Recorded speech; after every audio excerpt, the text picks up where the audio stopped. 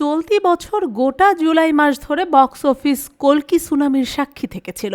নিত্যদিন 100 কোটি আয় করে মাত্র 2 সপ্তাহের মধ্যেই গোটা বিশ্বে 1000 কোটির ব্যবসা করে নতুন মাইলস্টোন গড়েছিল যে সিনেমা।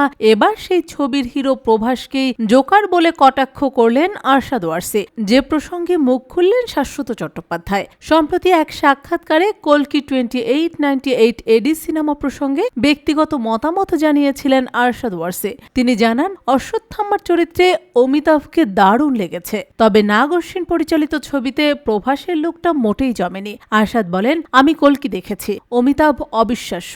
আমি বুঝি না ওই মানুষটার মধ্যে কি রয়েছে। সত্যি বলছি, ওর দক্ষতার একটুও যদি পেতাম তাহলে আমার জীবন উতরে যেত। তবে প্রভাস, আমি ভীষণই দুঃখিত, ওকে কেন জোকারের মতো লাগছিল দেখতে। ম্যাড ম্যাক্স মেল গিবসনের মতো কাউকে চেয়েছিলাম দেখতে, কিন্তু এটা কি, কেন এরকম সাজায় আমি বুঝি না।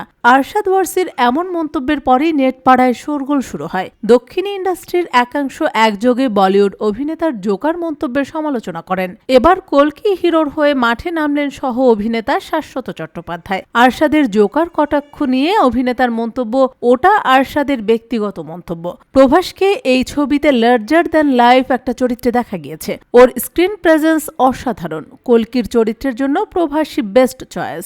গোটা সিনেমা জুড়ে দারুণ প্রভাস। আরশাদ ওয়ারসিকে নিয়ে কোনো কটু মন্তব্য না করেও কল্কি হিরোর পাশে দাঁড়ালেন শাশ্বত। নাগ অশ্বিন পরিচালিত কল্কি 2898 এডি সিনেমায় খল চরিত্র কমান্ডার মানসের ভূমিকায় দেখা গিয়েছে তাকে। প্রভাস, দীপিকা, অমিতাভ বচ্চন, কমল হাসানদের মতো তাবড় তারকাদের ভিড়েও বিশেষভাবে নজর কেড়েছেন শাশ্বত চট্টোপাধ্যায়। কল্কি সিনেমার গল্প অনুযায়ী বিষ্ণুর 10ম অবতারকে গর্ভে ধারণ করেন দীপিকা।